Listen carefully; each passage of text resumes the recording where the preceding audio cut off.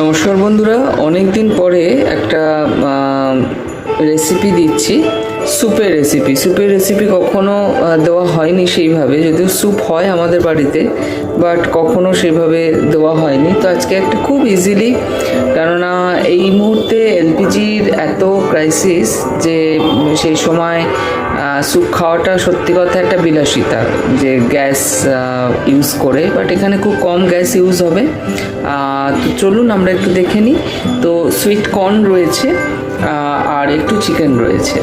তো মোটামুটি সেম অ্যামাউন্টের সুইট কর্ন আর চিকেন আমরা নিয়ে নেবো, নিয়ে দুটোকে আলাদা আলাদা করে সেদ্ধ করে নেব। চিকেনটাও কুকারে দিয়ে একটা সিটি দিয়ে নেব অল্প একটু জল দিয়ে, আর সুইট কর্নটাও সেদ্ধ করে নেব অল্প একটু জল দিয়ে। আর এগুলোকে ধুয়ে নেব ভালো করে, কেন এই জলগুলোই আমরা কিন্তু পরে ইউজ করব, কেন ভালো করে ধুয়ে সেদ্ধটা করবেন যাতে সেদ্ধ করা জলটা আপনারা ইউজ করতে পারেন। তো চলুন বন্ধুরা, সব ভালো করে ধুয়ে নিয়েছি। তো অল্প অল্প জল দিয়ে দেবো, পরে তো জল লাগলে অবশ্যই অ্যাড করব। জাস্ট অল্প জলে সেদ্ধ করার জন্যে জাস্ট সেদ্ধ করে নেব। চিকেনটা একটু নুন দিয়ে সেদ্ধ করব, এটা নুন দেওয়ার দরকার নেই। বসিয়ে দিয়েছি দুটোই, এটায় চিকেন আছে, এটায় সুইটকর্নটা আছে। সুইটকর্ন একটা হুইসেলেই কমপ্লিট হয়ে যায়, তো সুইটকর্নে একটা হুইসেল দেবো, চিকেনে 2 থেকে 3টে হুইসেল দেবো। দিয়ে চিকেনের কি করব, হাড়গুলোকে ফেলে দেবো, চিকেনটাকে খালি ছোট ছোট টুকরো টুকরো করে ছিঁড়ে নেব। ঠিক আছে, আপাতত এইটুকু আগে হোক, তারপরে বাকি স্টেপে আসছি। এখানে একটা ছোট টিপস দিয়ে দিই, ছোট প্রেশার কুকারে যখন রান্না করবেন, এগুলো 1.5 লিটারের প্রেশার কুকার দুটোই ভালো কোম্পানি, এটা প্রেস্টিজের, এটা premier south West company. Prestige তো আপনারা সবাই জানেন। সবসময় গ্যাসের আঁচটা চেষ্টা করবেন যাতে কুকারে বেসটাকে ছাড়িয়ে না যায়, তাতে কি হবে, গ্যাসও সেভ হবে, রান্নাও ঠিকঠাক হবে। নইলে কি হবে, কুকার এক্সট্রা হিট হয়ে যাবে, হ্যান্ডেলগুলো পুড়ে যাবে এক্সেট্রা। যে কোনো ছোটো কুকার ইউজ করার জন্য এটা সবথেকে ভালো টিপস। এটা বড় গ্যাসেই বসানো, কিন্তু গ্যাস এমনভাবেই সেট করা আছে যে যাতে গ্যাসের আঁচটা কুকারের তলা অবধি যাচ্ছে, বাইরে বেরিয়ে আসছে না। তো এটা একটু ফলো করবেন। সিটি পড়তে যাচ্ছে মাংসের কুকারটায়।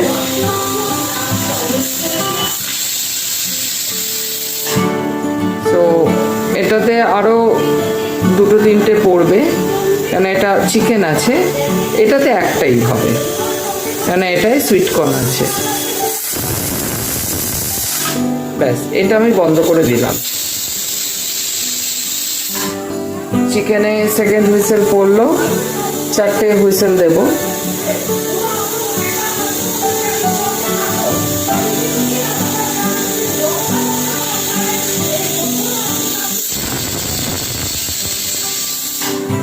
তিনটে হুইসেল পড়লো।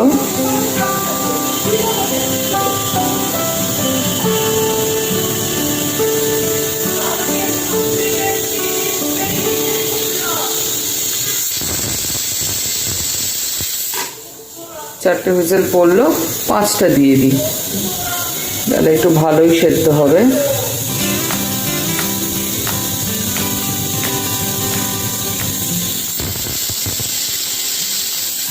ব্যাস, 5টা হুইসেল পড়ে গেছে। এবারে কিন্তু গ্যাসটা বন্ধ করে দেব, ফুল প্রেশার দুটোই যাক। তারপরে এটা থেকে যেভাবেই আছে সেইভাবেই থাক, জলটাকে পরে আলাদা করে দেব। এটা পরে তো একটুখানি কড়াইতে সিজনিং হবে, সো তখন করব। এখন একটু সবজিগুলোকে কেটে নিই। ঠিক আছে, এগুলো প্রেশার ততক্ষণে রিলিজ হোক, 7-8 মিনিট লাগবে প্রেশার রিলিজ হতে। নর্মাল প্রেশার রিলিজ হবে, প্রেশার রিলিজ এমনি করে দেব না। তো ততক্ষণে সবজিগুলোকে আমরা চপ আপ করে নিই। আচ্ছা, ইন দ্য মিন টাইম আমরা কি করলাম, একটু রসুন, এটা ফোড়নের জন্য লাগবে, হ্যাঁ, এটা সিজনিংয়ের জন্য লাগবে। একটু পেঁয়াজ এইভাবে কেটে নিলাম। অ্যাজ সাচ কোনো শেপ করা দরকার নেই, একটু বড় বড়। আর একটুখানি গাজর, একটুখানি ক্যাপসিকাম ছিল এগুলো, তো একটু একটু করে দিয়ে দিলাম। বাড়িতে যা ছিল তাই দিয়ে দিলাম। টমেটো চাইলে দিতে পারেন, নাও পারেন। তো এটা অপশনাল। এবার এই তো প্রেশার রিলিজ হয়ে গেছে, তো চলুন এবার এটা একটুখানি দেখে নিই।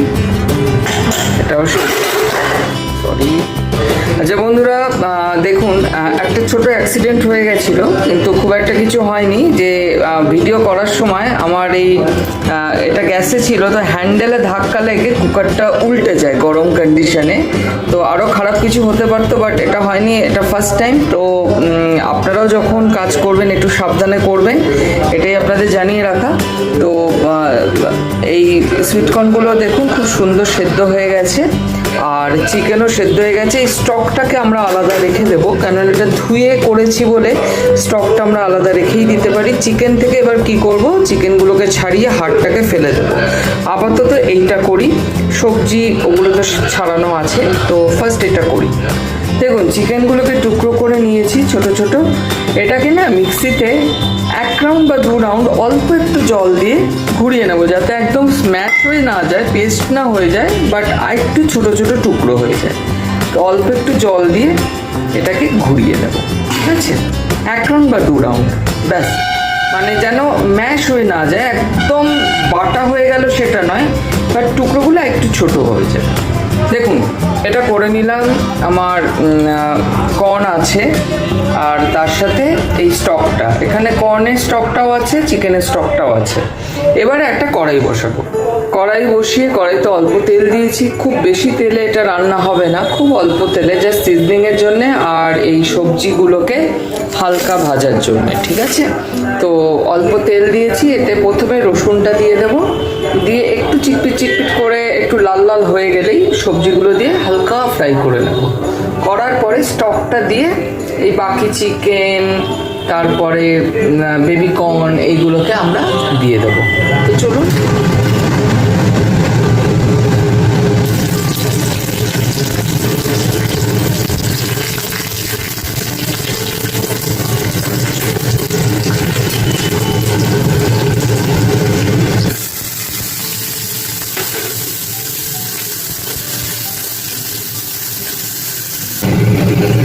পেঁয়াজটা যখন হাফ ফ্রাই হয়েছে, তখন কিন্তু এই সবজিটা আমাদের দিয়ে দিতে হবে।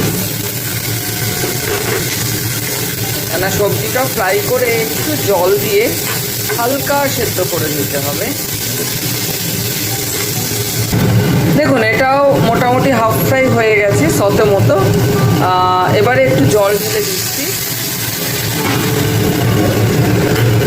এইবার এইটা না ফুটবে, বেশ 2-3 মিনিট ফুটবে। আচ্ছা বন্ধুরা, এটা যেই ফুটলো গ্যাসটাকে কমিয়ে দিলাম, কেননা একটু ফুটুক, গ্যাস কম অবস্থায় ফুটুক, কেননা গ্যাস বাড়িয়ে ফোটানোর কোনো মানেই নেই, কারণ অলরেডি যেহেতু এটা ফুটছে গ্যাস কমানো আছে। আচ্ছা আমরা একটুখানি এর মধ্যে অরেগানো দেবো, একটুখানি মেয়োনিজ অল্প 1 চামচ করে, আর একটুখানি পাস্তা সস। এটা দিলে টেস্টটা খুব ভালো হয়, এটা আমার পার্সোনাল এক্সপিরিয়েন্স। আপনাদের কাছে যদি এগুলো না থাকে, এগুলো অপ্ট আউটও করতে পারেন। পাস্তা সসের জায়গায় নর্মাল টমেটো সসও আপনারা দিতে পারেন এখানে। আর যদি টমেটো অ্যাড করেন তাহলে আর টমেটো সস আলাদা করে দেওয়ার দরকার নেই, বাট আমার কাছে অল্প অরিগানো ছিল, তো অরিগানো এর একটা আলাদা গন্ধ হয়, তো এটা দিলে ভালো। আর মেয়োনিজ দিলেও এটা মানে টেক্সচারটাকে খুব ভালো করে, টেস্টও ভালো হয়। আর এই পাস্তা সসে একটা আলাদা গন্ধ আছে, এটা ভালো লাগবে। তো সবগুলোই আমি পরিমাণ মতো 1 চামচ করে দিচ্ছি। দেখুন পাস্তা সস, অরেগানো এবং মেয়োনিজ অল্প অল্প করে এর মধ্যে মিশিয়ে দিলাম। কমানো আছে, এবারে নুন দেবো টেস্ট মতো, আর গোলমরিচ দেবো, গোলমরিচের গুঁড়ো। এরকম হয়েছে ব্যাপারটা। এবারে আমি যেটা করব, এইটাকে দিয়ে দেবো। এটা কিন্তু জল ছেঁকে নেওয়া আছে, হ্যাঁ। এটা দিয়ে একটু গ্যাস বাড়িয়ে ফোটাই।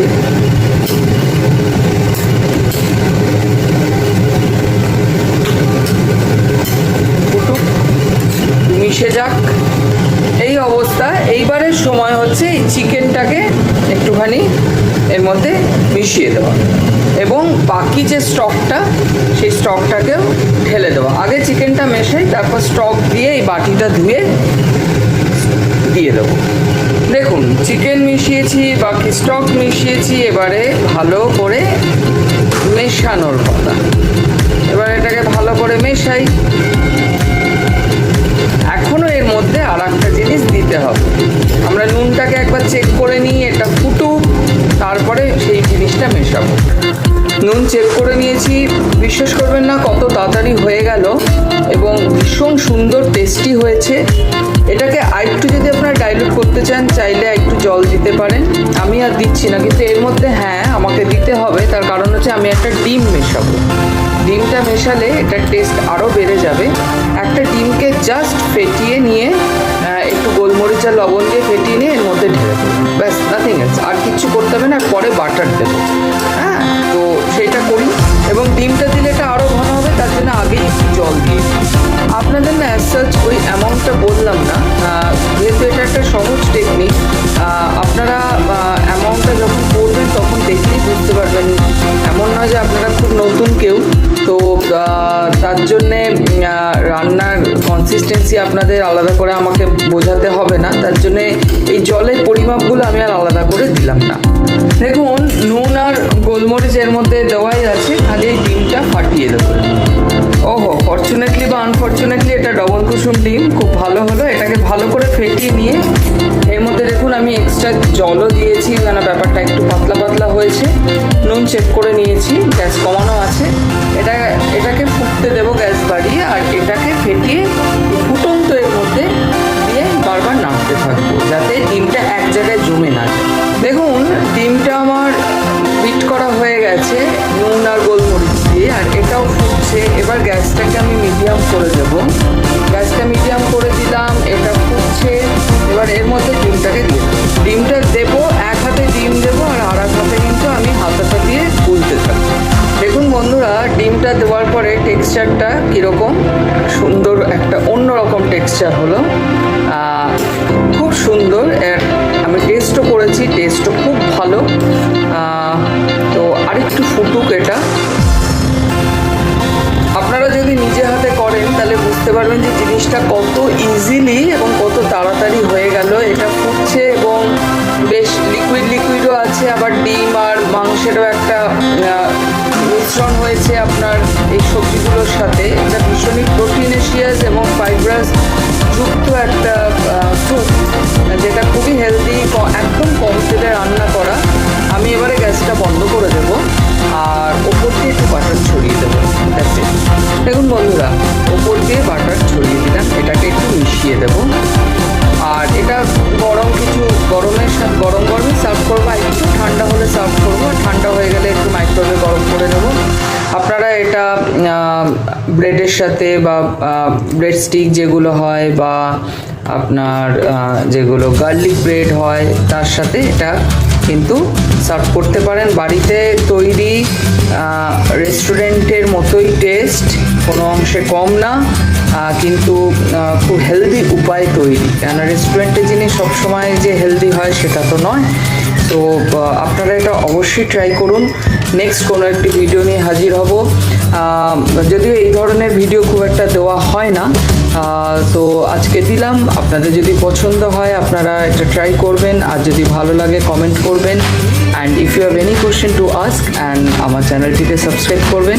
Thank you. নেক্সট কোনো একটি ভিডিও নিয়ে আবার হাজির হব। ততক্ষণ বাই, নমস্কার, ভালো থাকবেন সবাই।